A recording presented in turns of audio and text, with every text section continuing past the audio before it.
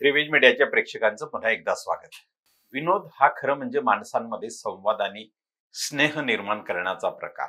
ताणतणावात असलेल्या माणसांना तणावापासून थोडीशी मुक्ती देणारा असतो विनोद, कारण खळाळून हसल्यानेच माणसाचे ताणतणाव कमी होतात. पण काल एक विनोदी कार्यक्रम सादर झाला महाराष्ट्राच्या या मुंबईतच, आणि त्या विनोदी कार्यक्रमानंतर खळाळून हसून ताणतणाव कमी होण्याऐवजी माणसांचे ताणतणाव वाढले, आणि ते एवढे वाढले की ज्या ठिकाणी हा कार्यक्रम झाला त्या ठिकाणी थेट तोडफोड झाली. आता ही तोडफोड झाली ती कशा निमित्तानं, तर कुणाल कामरा नावाच्या एका स्टँडअप कॉमेडियननं राजकीय व्यंग करणारी एक कविता सादर केली, आणि ती अवघ्या काही मिनिटात, तासातच ती व्हायरलही झाली. आणि त्यावर राजकीय पक्षांच्या कार्यकर्त्यांनी आपली आक्रमक प्रतिक्रिया दिली, आणि ज्या ठिकाणी कार्यक्रम झाला त्या ठिकाणच्या स्टुडिओची तोडफोड करण्यात आली. आणि त्यानंतर विनोदवीर कुणाल कामरा याला धमकी आणि हे सगळे प्रकार झाले. त्या सगळ्या गोष्टींना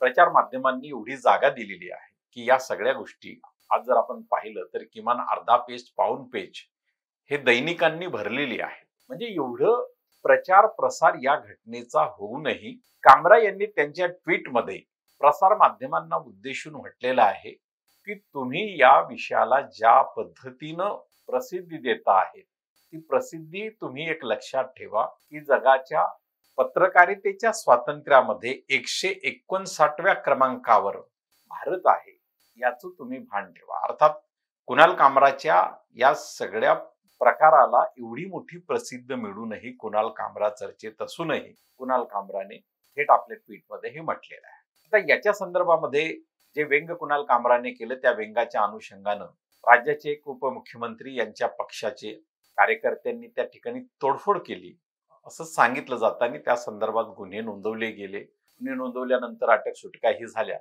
अभिव्यक्ती स्वातंत्र्याला मुद्दा करून सर्व पुरोगामी शक्तीही यावर आपला लढा समाज माध्यमातून देत आहेत. आणि राज्याचे मुख्यमंत्री, उपमुख्यमंत्री या विनोदी कार्यक्रमानंतर त्या विनोदाच्या कलाकाराला काही समजही देत आहेत, काही धमकीही देत आहेत, आणि कारवाई तर करूच सोडणार नाही.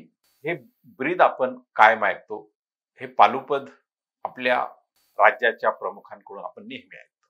प्रश्न असा आहे, 2003 मध्ये देखील ज्यावेळी चॅनल्स नव्याने सुरू होत होती आणि त्यावेळी चॅनल्सला कार्यक्रमांची एक व्हरायटी, विविधता हवी होती, कारण प्रेक्षकांना केवळ एकाच कार्यक्रमाच्या माध्यमातून खिळवून ठेवता येत नव्हतं, आणि म्हणून कार्यक्रमाचं वैविध्य हवं होतं.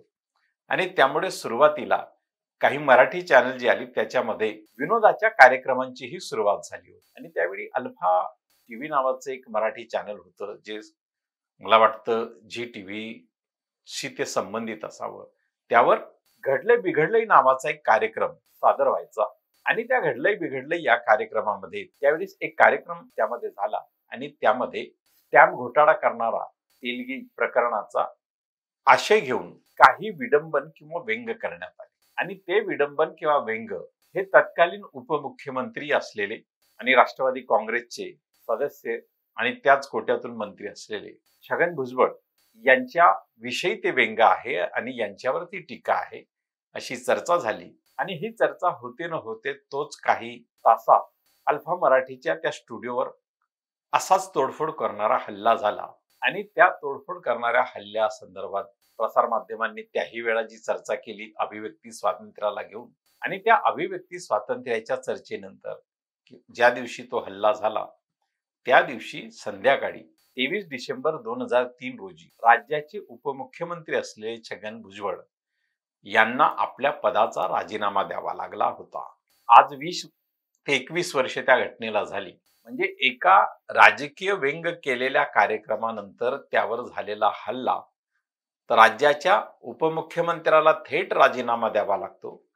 आणि आज 20 ते 21 वर्षानंतर एका स्टुडिओमध्ये झालेल्या कॉमेडियनच्या कार्यक्रमानंतर त्या स्टुडिओवर हल्ला होतो, आणि त्या हल्ला कोणी घडवला हे स्पष्टही होतं, आणि तरी राज्याचे उपमुख्यमंत्री आणि मुख्यमंत्री त्या विनोद सादर करणाऱ्या कलाकाराला समज देत आहेत आणि कारवाईची धमकी देत आहेत, किंबहुना गुन्हे दाखल करतात. त्याच अनुषंगानं 2010 मध्ये एका खाजगी टीव्ही चॅनलवर असाच एक विनोदी कार्यक्रम सादर व्हायचा आणि त्याच्यामध्ये एक एपिसोड सादर केला गेला होता, ज्यामध्ये मितभाषी असलेले तत्कालीन पंतप्रधान डॉक्टर मनमोहन सिंग यांच्या संपूर्ण व्यक्तिमत्वाचं विडंबन करणारं, म्हणजे त्यांच्या व्यक्तिमत्वाचा उपहास करणारं एक प्रहसन पद्धतीचं एक एपिसोड सादर केला गेला होता.